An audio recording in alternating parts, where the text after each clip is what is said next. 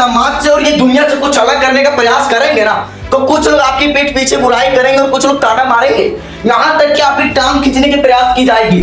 लेकिन जब आपके पास ये सब चीजें हो रही है तो समझ लीजिएगा आपको अपना मंजिल निश्चित मिलेगी, क्योंकि यही है समाज का नियम। समाज अपना काम कर रही है, लेकिन आपको अपना काम कंटिन्यू रखना पड़ेगा और अपने काम के प्रति अपने जोश जुनून को बनाए रखना पड़ेगा, क्योंकि आप समाज को नहीं रोक पाएंगे। और जिस दिन आप अपने खुद को रोक दिए उस दिन आप असफल इंसान बनकर के रह जाएंगे। समाज का ताना और टांग खींचने की जो ये प्रक्रिया है ना, ये जारी होना चाहिए आपके लाइफ में, क्योंकि इंसान के अंदर अपने लक्ष्य के प्रति काम करने की जो धैर्य, जोश जुनून, जो पैशंस होता है ना, वो एक सीमित मात्रा में होता है। और ये सब चीजें जब आपके अंदर से खत्म हो जाती है तो आपको आगे बढ़ने के लिए वही समाज का ताना और गालियां काम आती है, वही समाज का ताना और गालियां काम आती है, क्योंकि आपके अंदर एक सीमित मात्रा में धैर्य है, एक सीमित मात्रा में पैशंस है और एक सीमित मात्रा में आपके अंदर जोश जुनून है उस काम के प्रति।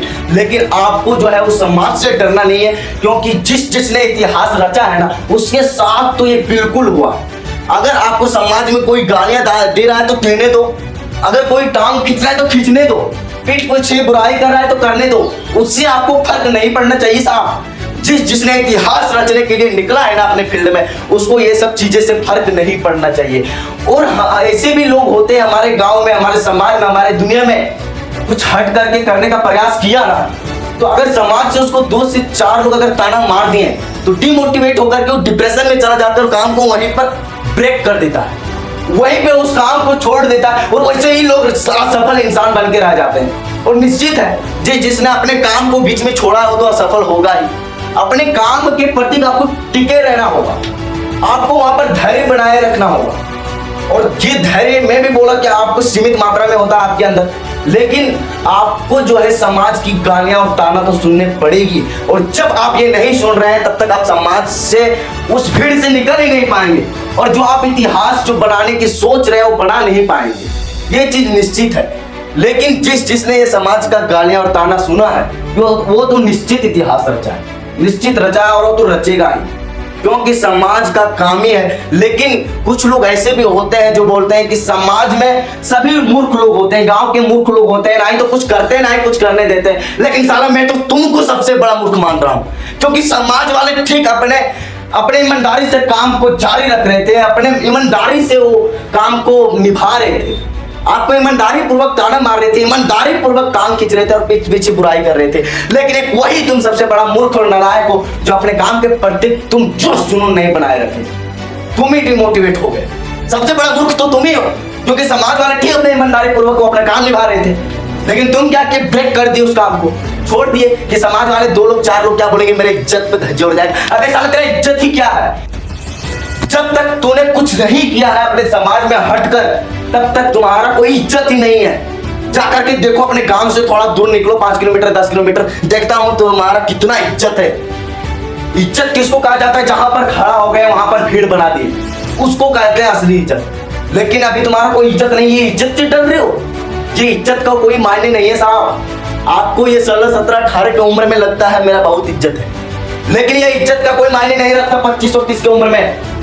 जब आपके घर परिवार से खुद पे आपको डिपेंड होना पड़ेगा ना, तो ये इज्जत का कोई मायने नहीं रहता लाइफ में। जब आप कुछ नहीं कर लेते तब तक ये इज्जत का कोई मायने नहीं है। आपका इज्जत तभी कहा जाएगा, आपका असली इज्जत वही कहलाएगा जब आप अपने खुद के दम पर कुछ किया होगा, खुद के दम पर कुछ किया होगा, खुद के दम पर कुछ यूनिक किया होगा, खुद के दम पर एक स्तंभ खड़ा किया होगा, तभी आपका असली इज्जत कहलाएगा। लेकिन गांव के लड़के जो होते हैं, जो असफल हो जाते हैं, उसका जो है सबसे बड़ा कारण वो अपना इज्जत का बहुत ख्याल रखते हैं, खास करके मिडिल क्लास फैमिली में। उनका जो पेरेंट्स है वो कह देंगे यार ये नहीं करना, ये बहुत गलत काम है। लेकिन आगे जो तुम गलत काम करने वाले हो तुम्हारे पेरेंट्स नहीं देख रहे हैं, नहीं देख रहे हो उस चीज को। बहुत सारे चीज बोलते हैं यार ये मत करना, ये मत करना, वो मत करना, ये गलत चीजें हैं। लेकिन जो तू आगे गलती करने वाला है वो तुम्हारे पेरेंट्स नहीं देख रहे, नहीं देख रहे तुम्हारे पेरेंट्स। और जो तू वो गलती करेगा ना, वो तुम दुनिया में कब कोई नहीं किया, और तुम्हारे जैसे ही लोग वो गलतियां करते हैं। तो आपको छोटे मोटे इज्जत से कोई लेना देना नहीं है। आप सोच लीजिएगा कि समाज कुछ भी बोले, हमको फर्क नहीं पड़ना चाहिए साहब। समाज का ये देन है ताना और टांग खींचने की कला। अगर आप अपने समाज से कुछ यूनिक करने के लिए निकले हैं तो आप हमेशा 4-5 लोगों के भीड़ में, 10 लोगों के भीड़ में बड़ा बड़ा बोलिए, यार मैं वो करूंगा, 20 करोड़ का बंगला बनाऊंगा, 10-10 मर्सिडीज लूंगा 2 साल के अंदर। जब वो बोलेंगे ना कि साला तुझसे घंटा होगा, कुछ नहीं कर पाएगा, तब ये दिल में असली आग लगेगी कामयाबी के प्रति। लेकिन वही है कि यार हम ये बोलेंगे तो ये 2-4 लोग क्या बोलेंगे, ये 2-4 लोगों से आपको फर्क नहीं पड़ना चाहिए, क्योंकि इतिहास जो रचा है ना, गालियां और ताना बहुत सुना है उन्होंने। तो अगर गांव के लड़कों को सफल होना है तो छोटे मोटे इज्जतों से नहीं डरना यार, नहीं डरना। एक अंधेरे कमरे में बैठ जाओ और सोचो कि क्या ये इज्जत की वाकई में कोई मायने है मेरे लिए? नहीं है। जब असली दुनिया में निकलोगे ना तब पता चलेगा कि असली इज्जत क्या होती है। तो गांव के लड़कों को जो 90% जो असफल होने की प्रक्रिया है, ये यहीं से शुरू होती है कि अपने इज्जत से बहुत डरते हैं। खाक इज्जत है आपकी, कुछ नहीं।